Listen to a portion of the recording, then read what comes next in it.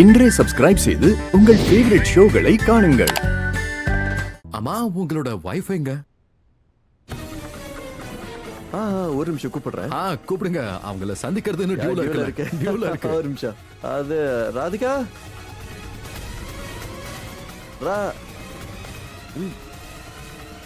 Sir madam வீட்ல இல்ல.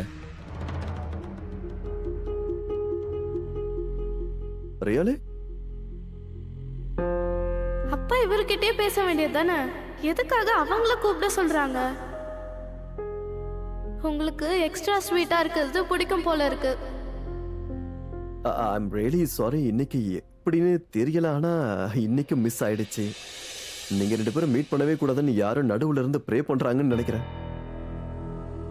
வேலைக்கு இன்னைக்கு இல்லைனாலும் நாளைக்கு மீட் பண்ணியே ஆகணும்ல. யா கண்டிப்பா. அண்ட் அது யாரா இருந்தாலும் அவங்க ரொம்ப ரொம்ப வருத்தப்படுவாங்க. சீரியஸ்லி, நிஜமா.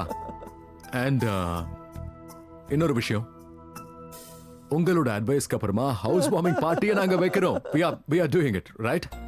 Right? நான் சொன்னது எதுவும் சீரியஸா எடுத்துக்கல. இல்ல I did. That's why the party. So good. இது உங்களுக்கு. என்னதுமா இது? இத போட்டுட்டு வரணும். அப்படியா? ஓ வாவ், நல்ல விஷயமா இருக்கே. Oh mask. It's a masquerade party. Masquerade party. Actually இது குஷியும் மீராவும் போட்ட ஐடியா தான். எப்படி masquerade party அரேஞ்ச் பண்ணுன்றது. So sweet, so cool, very sweet. எனக்கு ஆன்லைன் கிளாஸ்க்கு டைம் ஆயிடுச்சு, நான் கிளம்புறேன். Please. Bye. Thank you. Thank you. Study bell. Masquerade party. Actually இது ஒரு நல்ல விஷயம் இல்ல, நம்ம ஐடென்டிட்டியை மறைச்சு டான்ஸ் ஆடி பாடுறது. That's another way to look at it. Yeah, definitely நல்ல யோசனை தான்.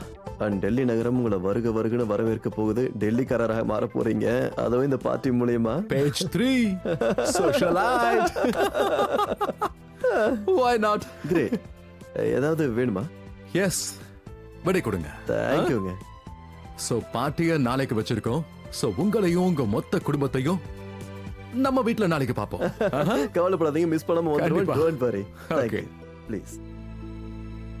வெயிட் எனக்கு தெரிஞ்சு ஏதோ மிஸ் அண்டர்ஸ்டாண்டிங் தான் நடந்திருக்கும். அவரு வேணும்னே அப்படி பண்ணவே மாட்டாரு. இல்ல நீங்க தான் மிஸ் அண்டர்ஸ்டாண்ட் பண்ணிட்டு இருக்கீங்க. அவர் ஒரு நல்ல மனுஷன் நினைச்சிட்டு இருக்கீங்க. ஆனா அந்த மாதிரிலாம் கிடையாது, கொஞ்சம் கூட கிடையாது. அவர் 1 நம்பர் கெட்டவர்னு தான் நான் சொல்லுவேன்.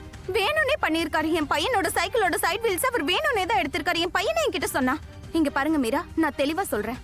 இன்னைக்கு மானஸ்க்கு அடி கம்மியா பட்டிருக்கு. ஒருவேளை அவனுக்கு அதிகமா பட்டிருந்தா அவருக்கு நீயே நல்லா புரிய வச்சிரு. என் பையன் கிட்ட அந்த மாதிரிலாம் பண்ணக்கூடாது. அவர் ஹெல்ப்பே தேவையில்லை. என் பையன் விஷயத்துல நான் ரொம்ப பொசசிவ். அவனுக்கு ஏதாவது ஆச்சுன்னா நான் விட மாட்டேன்.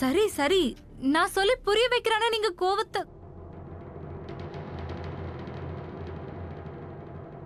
ஓ மை காட், அப்படின்னா ராதா நம்மளுடைய நெய்பரா? ஆமா.